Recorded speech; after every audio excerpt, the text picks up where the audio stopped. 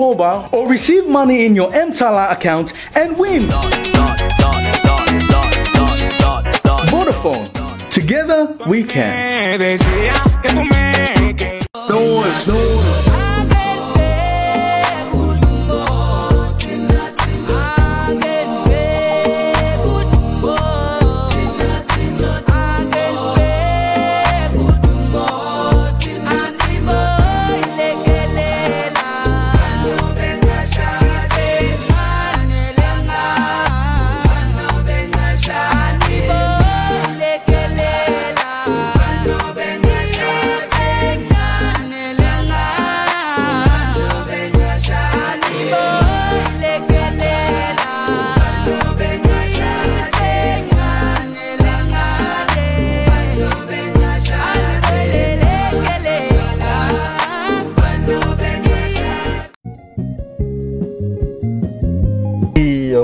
Fenga. Kan je het me zien nou? Sorry.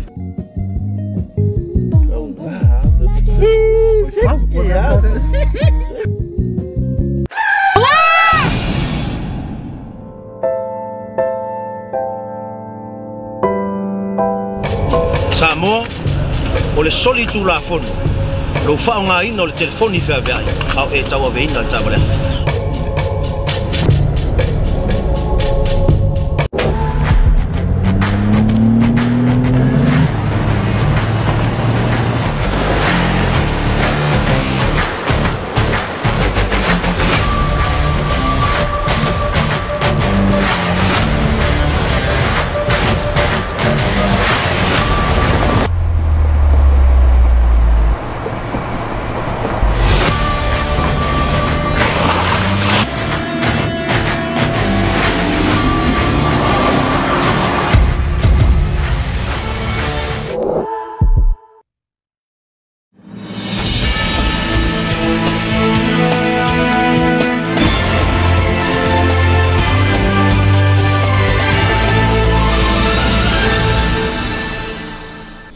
Fia lava te fatalo fato Samoa ne tu la fiafi alo mai se sine fa poponga molo Samoa tano no ile amatanga le ni vai aso eto mo itala wato man malo fo ile vai nga fa pu fai fato to ile tu Samoa watasi ile tu malo fa le lupo ile mai ai fa masinonga ile aso le wato ina mai ile ungal fa masinonga e fa le nga ina ile fionga tu itonga mana ya takta pe ni amina le vai eta vai le fa nga palo tala ititi o lo lumana ngei maule ama watu sa terenga le mata upu ila Samoa tarungonongo ile aso tai au ai nisi o tala ile mai ai al fai ngala vai aso na te nei e na le valus fruitol pasene fai tawa fai la tunu wa mai a ona fai tu ilo na lua morcovitis fluiva sa terenga nei ile report e uia le o se ngaluenga fai ngofie na fia ngai ai malemta ngaluenga lo soi fo maloloina fa pele komiti lo nafa malemta ituino fa lablavi fa fo sei pole New York ai na mawalunga lava le nganga fa aftai le afionga le te fono fa pele li pulisilo mtanga le ngol soi fo maloloina ile mamalo le atunu ona ole lanto lango ino le nei fa mo ile vai aso na te nei e uia le au siele foi numero po le pesene ile mai ai ole aso frei le vai aso na te nei peita ai ole fa anga solo ina peo tuipui mo ilato ele i mai au lanto tuipui lona lua onisi ua pasi aso fa tulangaina e tau ona fa atino ina ai o lanto tuipui ai o fa manatu mai pele mtanga luengo soi fo maloloina ina ia fa mai atu pui umai lua awala vale pui ai o Samoa mai nei fa mai ai mai se lava le covid se fuluiva Mora sila fiola solos ful tolu mala solos ful fao se te malua filotasi le na tapunia ato ai au nanga itsono le atnu ai fa nga solo le faio tu pui mo Samoa atoa ina ia mautino o lo wakava tangata uma ile tu pui peita ai ile mai ai o le fai unga le vayaso na te nei e atoa ia ile valu vayaso talo na mai ale tu momua e na o le valu se ful tolu pasene o le faita wa fai tangata nu o Samoa wa mai a uma tu ye lua ai ivas ful lima tesi malevalu iva pasene o tangata e na o le taitasi tui wa mai a o le faita wa fai o tangata wa mai a tui pui momua e se lau se ful wono afe fitu se lau fatasi aina o le se lau maletasi se lau se ful wono afe le faita wa fai o tangata wa mai a tui e lua mo si le fia e tu sa male se ful lima afe ono se lau lua se ful lima tangata e le i mai a tui e lua ma o lea fuai numera o lo o tau mawhai pēr le matanga luenga o le soifua maloloina ina ia tuli loina o wale whamai eina o tuia lua mo le puipuinga lava o Samoa mai leono o mai ai o le nei whaama e tuton mo le atunu. Ele ngata ilea o lo o whanga solo lava le whaatinoina o le tui puipui mo le whanau la ite le Pfizer. Whaatasi ai matina ma itanga whapetina o lo o whaasusua lato pepe. O le talusanga lava ia le matanga luenga o le soifua maloloina o lo o mawhai lava o na whaatinoina le au nanga ma whaama e eina tui puipui pe a whai wa leilo le pepe tui po ua pasi fo ile aso whaatulanga ina mo le whai a yo tui puipui. Pai mutalo ale mo Samoa taulonglongo. O le itu lai se fululua i le pōle asolua. E whaamutai nei whaalawilo mo sui tau wā uma. Mo le whainga pālo tala i te timo i tu malo i fitu. O se aterengane nei i le ripoti.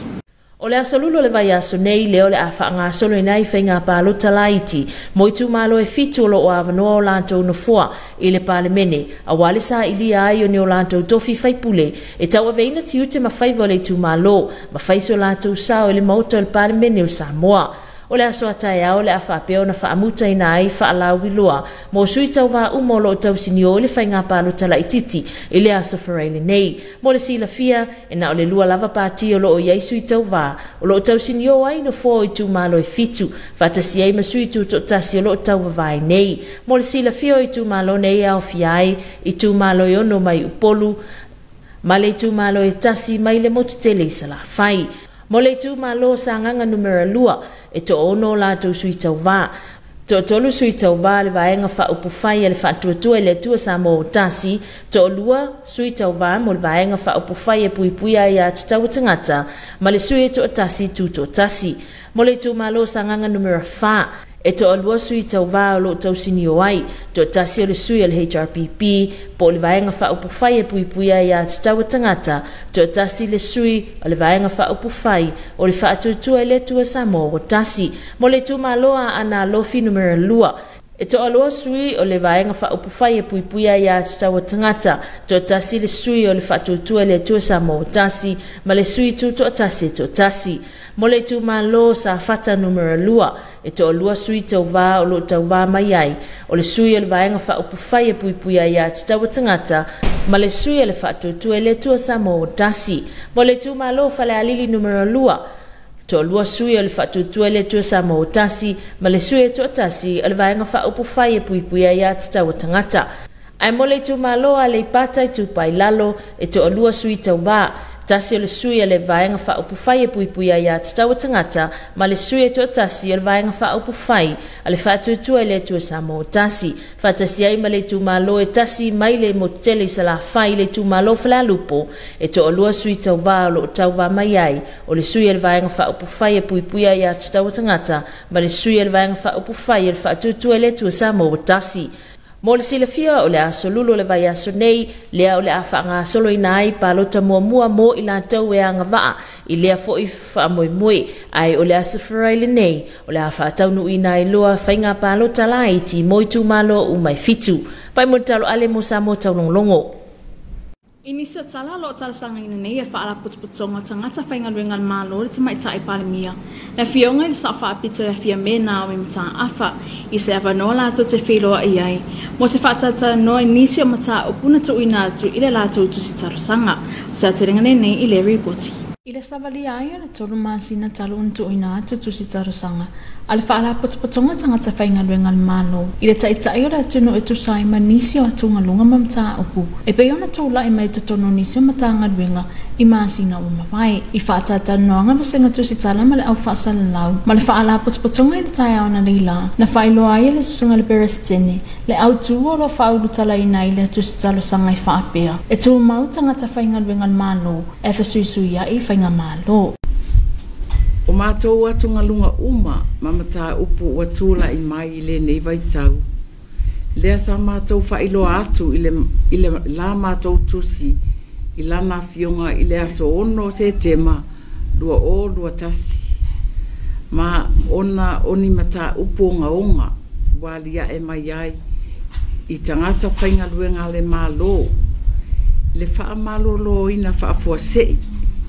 Wha malo sia on wha mawai ato ai ma le wha malo lo ina o ni mafuanga lea le tala fia ngai ma le fa atu la fonoina o Yesu na fana o mai si awala mawalalo o le mato tali tonunga fo ina le nei lava mo te ui atu ai le awala mawalalo fa ololo ma awatu ila wa fionga le tamai tai palemia tai o tatu atu no ne ia mawa so mato wa vanoa e so ala pole ai mafai le fainga fata fatolu tu langa o afianga o tangata fainga luenga malo ini isi o fa ai unga o faia o matou langona o fa amutaina ma fa amutawina foi i isi mau fa upunga fa amtalanga ai le o fainga luenga malo ma ile tama fai air fa ala putputonga mo se avano e tama itai palemia ona o se tasile o fa avai o lo ta atia i lalo fainga fa avai al fa ala putputonga e pe ona fa ino ele sweepers teni a foi morsila fia o kon karate fa ulunga am tanga luenga i kon karate le va ole le fa ulunga male minsta ole on tanga luenga pe o lisile tulanga na lai foi na avisa ol mato tu si palemia ona o ia ole minsta la lole o pisasi ele ngata le na o le nau ta inga lava ina ia mawhai o na whaise tal noanga whaata whatolu o le tripartism, social dialogue o Samoa o le sile a sui o le a foinei o le whalaputonga o ngā luenga whaava malo po le International Labour Organization o le social dialogue o tripartism e whai re tal noanga malo o le employer la o le PSC ia ma le workers union ia o mātou la na pisa ia o le sina nau ta inga lawa mātou te mana oi ina ia mawhai o na Institute Principles of Good Governance ina ia mawhai o na whamalia ina mea na wa o isi ia to inga principles o leo o lau pipilu ai nei tātou ma tala noa i telo taimi whapena fo lalangi atoa ma o tripartism o se awala le ina ia tau mawhai ai ina ia fo ia ni whawhitauli ma ia whaalele ia tono si o manga tau leipa po si o manga tau ngā luenga i le wā tangata whai ngā luenga o le pulea ngā luenga whapea mana malo pe o le sina mato nau ta inga na lai pea ona matou fia whelua e pere ta mai tai palemia ina i mawhai la ona whaamalia ina loa i le vaenga leo social dialogue ina ia iei principles of good governance e muli ta iei pea ia i whatinonga o ngā luenga i tono malo ia matono foi Samoa i le ngata taimine ia amolu manai o le nau ta inga lava al whaala putputonga ina ia puipuia ai atau tangata whainga luenga e pe ona i ana watau al whaala putputonga solo ne mawalese mo Samoa taulogologo e lua aso o le awhatau tai ai se minamo tamaitai e lo ia ini ngaluenga a wale ta mawhai le efsosoani i le tui titi o sauanga o lo ai mai pea i totono a inga se vaingane nei i le ripoti o le te e atu i le whaatuputupula i o sauanga ai mai se tina matamaitai tarawau i le whainganuenga o le awhatau tai to o manga mo e papuanga tia se minamo le lua aso mai le aso luasfuru tolu anga i luasfuru wha Novema i le maota o le aso fitu i tau fusi i le autu o le langolango ina leo langa whainganuenga tupulanga tarawau a wao la atau lumana e manui o le atunuu o le neia o onga o le atu whatasia i sui ma le au whaipasinisi ma whaala patuputonga e tara noi tu te whaatawa ina masa i le se o langa fau whainganuenga e au fia le whaaleonga wa ai amano whainganuenga loa ia whaalawilo ai atawa tangata whainganuenga ma le whaatuino se whasota inga mō nganuenga o le awhaafonga fo i le awai mai tupulanga tarawau o tuina atu company SSS fulua maa sinitaluai e ala i porkalame al SVSG Unemployment ina ia tu e whaatusa le manui al porkalame no tani ina ia fesosoani ai ainga oro tulanga ma ale tama ainga solo ni mobilise mo Samoa taulogologo winga nei o le tau molponi ma le aso ataiao tala fala Samoa lam tanga le nei vai aso os fapoponga fale nei lo tau va inga la satellite na ia mawalalo fa pe mawalunga lo ofiti hele tunu ata fa fanol tau o sa vilam tau polo ngal to lo afi pe Samoa mai afi ia manai timu talo tamolo fanual pona nei ia wo ini so vaenga matimo to olva vasolo i fa pena wilam fight stilio no yai mole solua ole ina timu tame la fiafi mo nga sam imal pone mela sa taya o sa vilam ta polo nga to loyal was fulunga to lus kilometer le tula o nga lo tasites man 5 mita Tala tayo la pele le mantai lo sofitu minute te elua la veao so tu mel afalo valu pele ele kwa te elua le oli onto so tu ile tai te sful valu minute le ival po. Ola so ella tai alto sful minute le ono fa mo mo to ifo to lo sful minute fitu le fiafi. O se report le na tau samale ne fiafi se ia lia fo ile so tai au Manuel Poto fa so ifo. Ma ole afaya sina malolonga pupu mo fasalonga fa pisinisi ona toeta ding mai lea mo ngana fa Britania. The TV2 News will be right back after this short commercial break.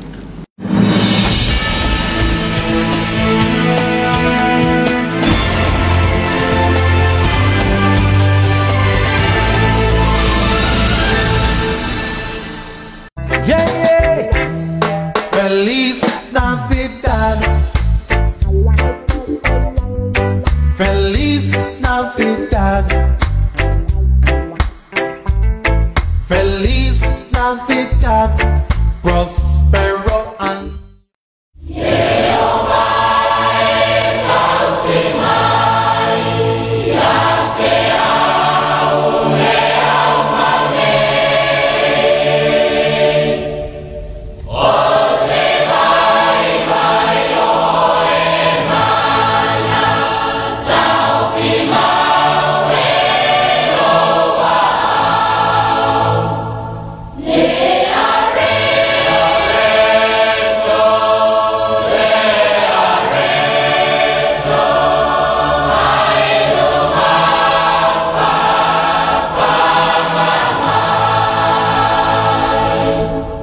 o le wa bevela la fa fina nga ile bao tupulanga talavou bole yuki fe tole nei tau sanga lua fe lua tasi e au talavou I polu ai le tu mama ina fo e au talavou mai le motu tele sala pai e sa ile ai o hai o le asola mal sian video le nei tau sanga o ama fai on awina atu ona o le lala nga Missionary Company le set simply the best aliki company male vai lima brewery si vai tele male tele company o lo lango lango mai. Keep watching on TV2.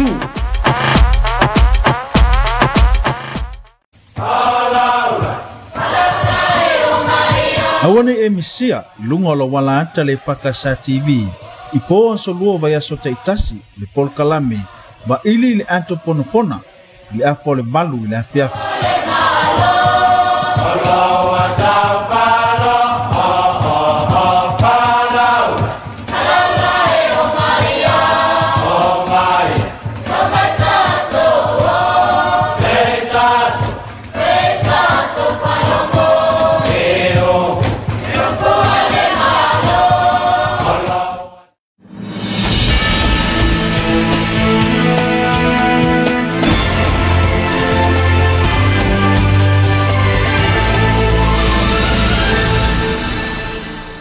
Talafalava and welcome back to your TV2 News for the beginning of this week.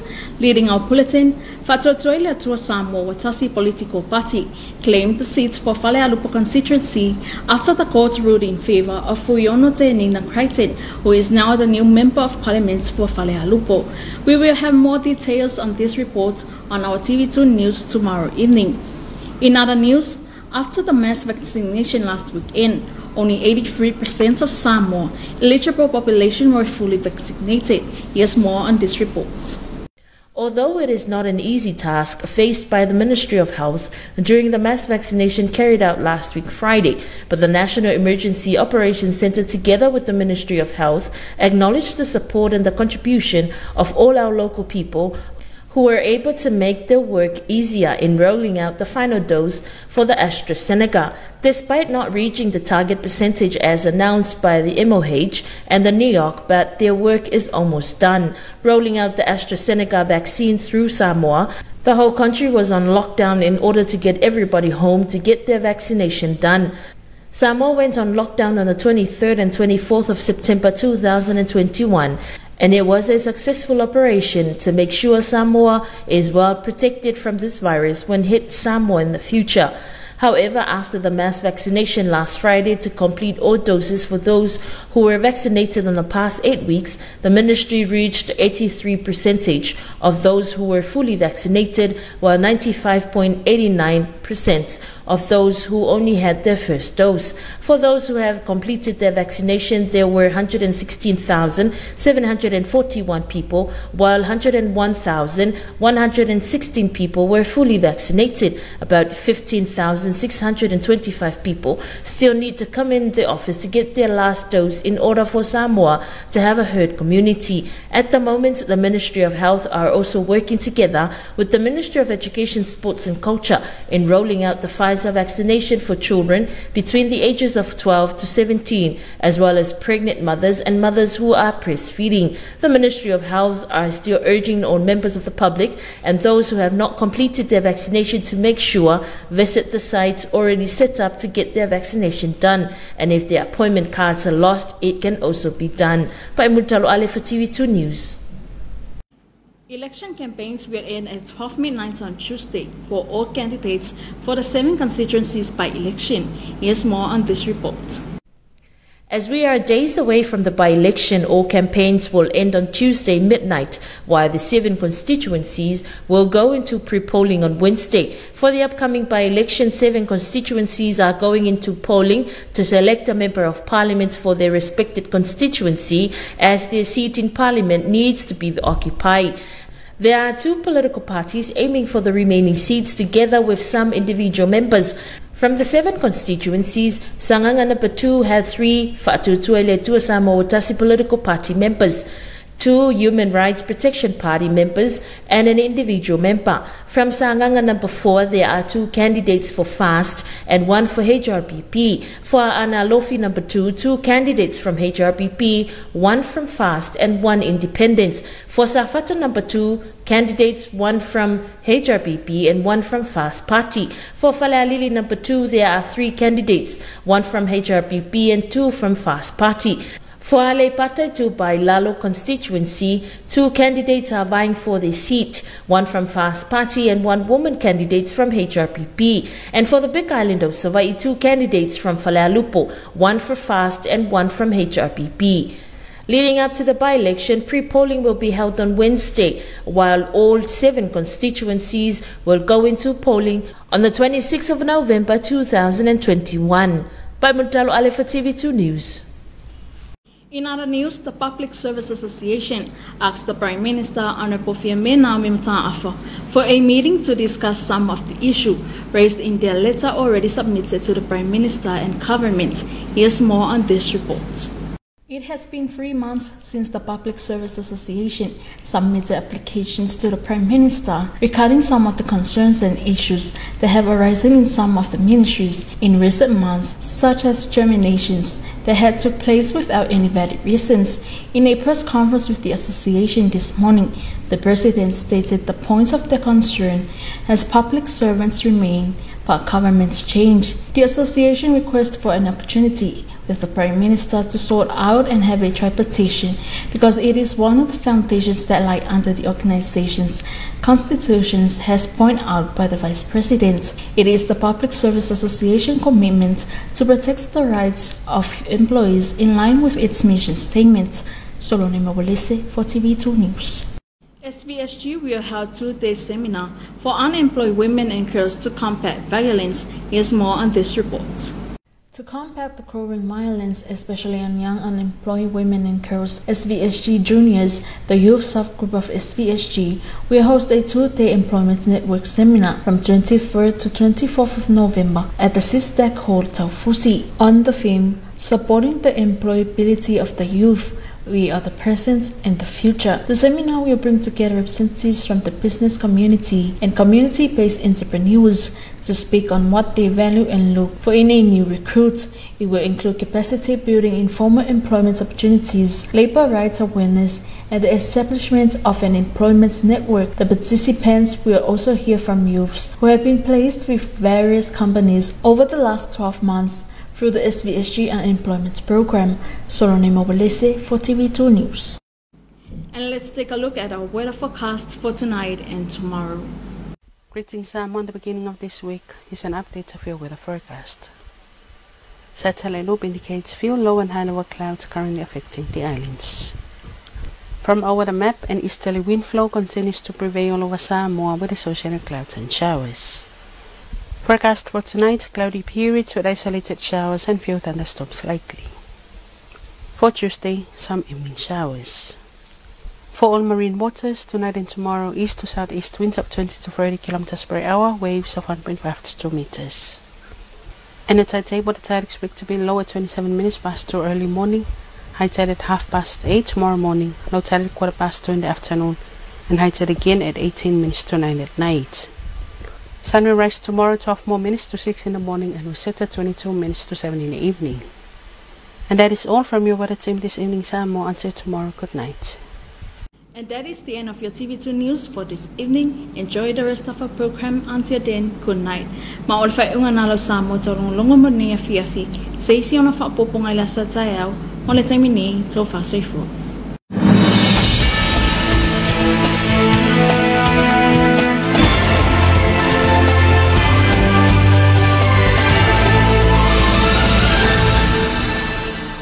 Come to Uncle Johnny's Ice Cream Factory at Vaitele. We have a variety of new flavors and products for you on offer. We have ice cream, all different flavors in a variety of sizes. We have ice pops in a range of flavors and try our rainbow flavored popsicles for any children's party. We also stock cordials in orange, raspberry and yummy pineapple in 3 different sizes. Check out our stock of purified water, or how about a taste of our orange fruit juice drink. We also have scrumptious chocolate dip ice cream sticks and introducing chocolate chip sundaes. Come on down to Uncle Johnny's Ice Cream Factory at Vaitele or give us a call.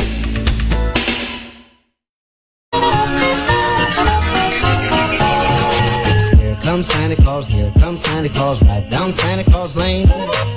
Vixen and all his reindeers pulling on the reins.